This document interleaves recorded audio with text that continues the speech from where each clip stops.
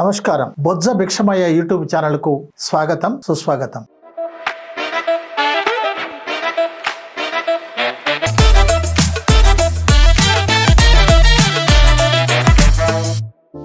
మిత్రులారా, డిసెంబర్ 25 ప్రపంచవ్యాపితంగా యేసు జన్మదిన కార్యక్రమాలు పెద్ద ఎత్తున ఘనంగా క్రైస్తవ సోదరీమణులు జరుపుకోబోతున్నారు. ఈ సందర్భంగా క్రైస్తవ సోదరీమణులందరికీ కూడా క్రిస్టమస్ శుభాకాంక్షలు. క్రైస్తవ మిత్రులారా, యేసు గురించి మాట్లాడుకోవటము అనంటే, యేసు జన్మదినం జరుపుకోవటము అనంటే, యేసు మాటలని ఆచరించటం, యేసు చేతులని అనుకరించటం.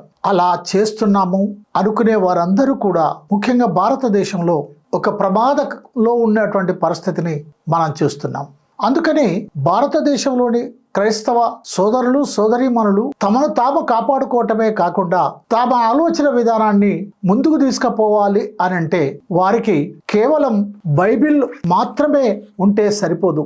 బైబిల్తో పాటు వారికి బైబిల్ ఏ విధంగా పరిశుద్ధ గ్రంథమో అదే విధంగా భారత రాజ్యాంగం కూడా పరిశుద్ధ గ్రంథము అనే విషయాన్ని మర్చిపోరాదు. బైబిల్లో, రాజ్యాంగంలో అన్ని సమస్యలు పరిష్కారం కావచ్చు, కాకపోవచ్చు, అందరూ అంగీకరించవచ్చు, అంగీకరించకపోవచ్చును. అయినప్పటికీ వాటిని నమ్ముతున్నటువంటి సోదరీమణులు కేవలం ఒక్కటి చేత పట్టుకోవటం ద్వారా కాదు, ఈ రెండు కూడా చేత పట్టుకోవాల్సినటువంటి అవసరం ఉంది అని ముందుగా మీకు మనవి చేస్తున్నాను. అంతేకాకుండా యేసు ప్రభు పేరుతో అనేక రకాల చర్చిలు, కార్యక్రమాలు నిర్వహిస్తున్నటువంటి క్రైస్తవ సోదరులందరికీ ఒక్కసారి లూకాలో ఏం చెప్పబడిందో చూడమని మీకు మనవి చేస్తున్నాను. లూకా 6వ అధ్యాయం 49వ వచనం ఈ విధంగా ఉంది. నేను చెప్పు మాటల ప్రకారం మీరు చెయ్యక ప్రభువా అని నన్ను పిలుచుట ఎందుకు అని అడుగుతున్నాడు. అంతేకాదు, నా వద్దకు వచ్చి నా మాటలు విని వాటి చొప్పున చేయు ప్రతి వాడును ఎవరి పోలియుండునో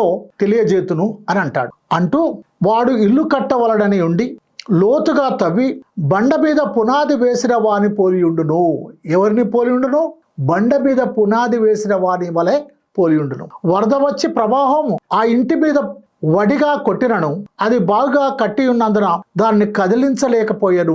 పునాది లోపలిగా వేసినటువంటి వాళ్ళదైతే అలా ఉంటుంది, బండ మీద కట్టినదైతే వెంటనే వెళ్ళిపోతుంది. అందుకే నా మాటలు వినియు చేయని వాడు పునాది వేయక నేల మీద ఇల్లు కట్టిన వారిని పోలియుండును. ప్రవాహము దాని మీద వడిగా కొట్టగానే అది కూలిపోవును.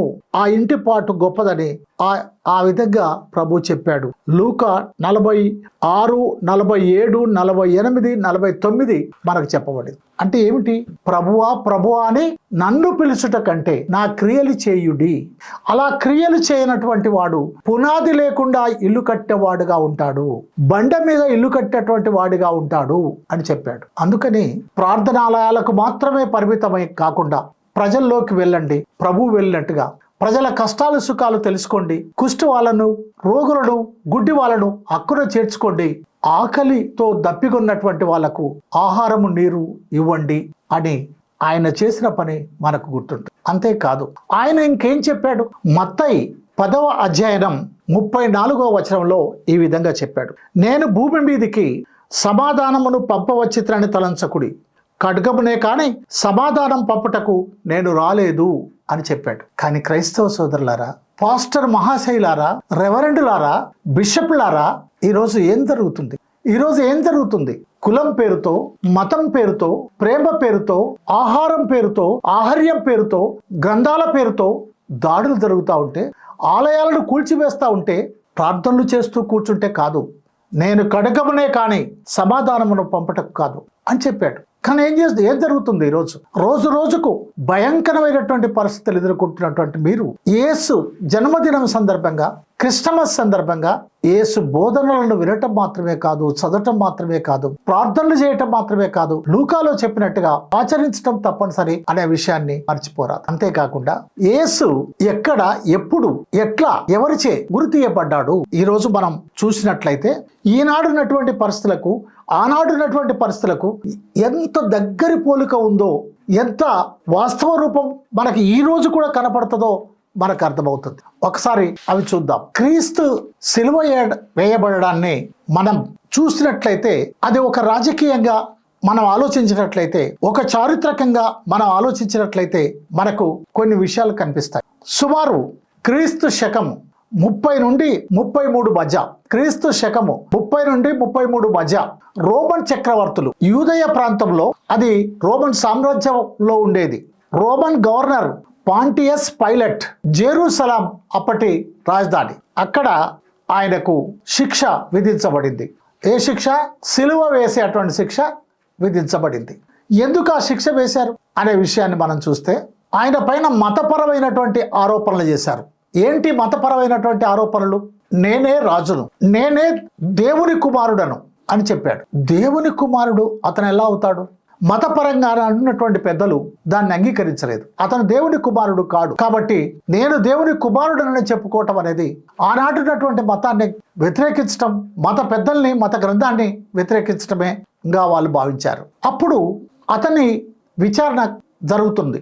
ఆ సందర్భంగా నీవు దేవుడి కుమారుడవా అని విచారణ జరుపుతున్నటువంటి జడ్జి అనుకోండి, ఆయన అడుగుతాడు, యేసు నీవే చెప్తివి కదా, నీవన్నట్టే, అంటే నేను దేవుని కుమారుడనే అని యేసు చెప్తాడు. కానీ దానికి మరణశిక్ష వేసే అధికారం వాళ్ళకు లేదు. అదే మరణశిక్ష వేసే అధికారం అంత నేరం కూడా కాదు. కాబట్టి ఏం చేయాలి? అతనిపై మరొక నేరారోపణ చేశారు. అది రాజకీయమైనటువంటి నేరారోపణ. ఏమిటా రాజకీయ నేరారోపణ?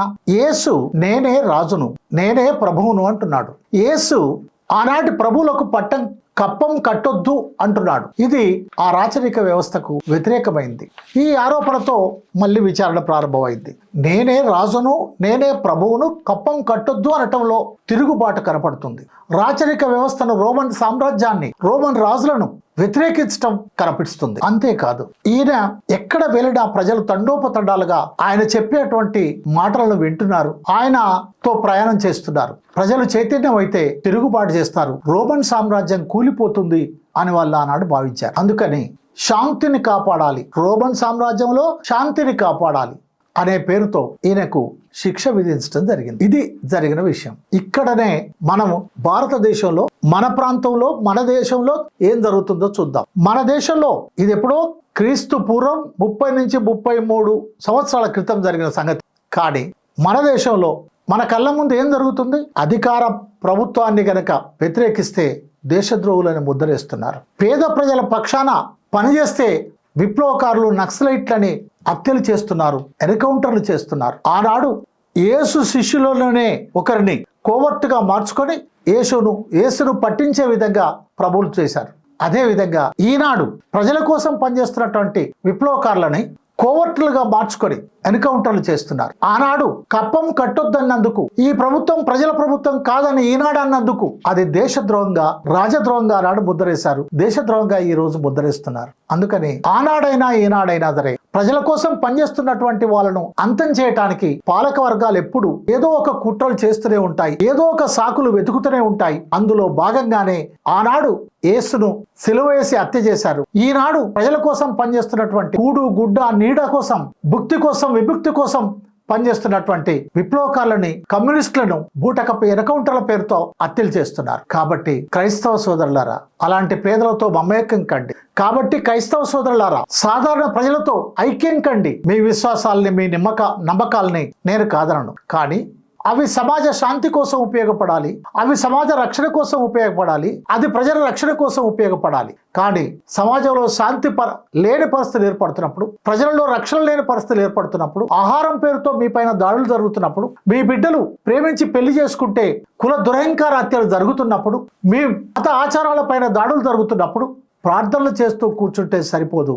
యేసు ప్రభు చెప్పిన విధానాన్ని, ప్రార్థనలు మాత్రమే కాదు, ఆనాడు అదొక విప్లవం, నేనే రాజునని ప్రకటించడం. ఆనాడు అదొక తిరుగుబాటు, నేనే ప్రభువునని ప్రకటించడం. ఆనాడు అదొక గొప్ప రెవల్యూషన్, వారికి కప్పం గట్టొద్దు అని ప్రకటించడం. కాబట్టి ఈనాడు ప్రజాతంత్ర, గణతంత్ర, లౌకిక రాజ్యాంగంలో మనం ఉన్నాం, స్వాతంత్ర దేశంలో మనం ఉన్నాం. డాక్టర్ బాబాసాహెబ్ అంబేద్కర్ తెచ్చినటువంటి రాజ్యాంగం అమలవుతుంది.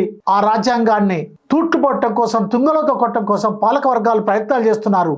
ఆ రాజ్యాంగాన్ని కాపాడుకోనట్లయితే మీ బైబిల్ను మిమ్మల్ని మీరు కాపాడుకోలేరు. రాజ్యాంగాన్ని బైబిల్ని కాపాడుకోవాలంటే ప్రజల్ని కాపాడుకోవాలి. ప్రజల హక్కుల్ని, సౌకర్యాలను, వస్తువులను, ప్రజల యొక్క జీవన పరిస్థితుల మెరుగు కోసం జరిగేటువంటి పోరాటాలకు అండగా నిలబడాలి. అప్పుడు మాత్రమే యేసు ప్రభు యొక్క, క్రైస్తవ సోదరుల యొక్క క్రిస్మస్ యొక్క జన్మదిన వేడుకలను జరుపుకోవటం అంటే యేసును అనుకరించటం, యేసు ఆలోచనలని ఈనాటి పరిస్థితులకు అనుగుణంగా మలుచుకొని ఆచరించడం అనే విషయాన్ని దృష్టిలో ఉంచుకోవాలని మనవి చేస్తూ మరొకసారి ప్రపంచవ్యాపితంగా యేసు క్రీస్తు జన్మదినాన్ని జరుపుకుంటున్నటువంటి క్రైస్తవ సోదరీమణులకి, భారతదేశంలో ఉన్నటువంటి క్రైస్తవ సోదరీమణులందరికీ కూడా క్రిస్మస్ శుభాకాంక్షలు తెలియజేస్తూ బొజ్జ భిక్షమయ్యే యూట్యూబ్ ఛానల్ను చూస్తూనే ఉండండి.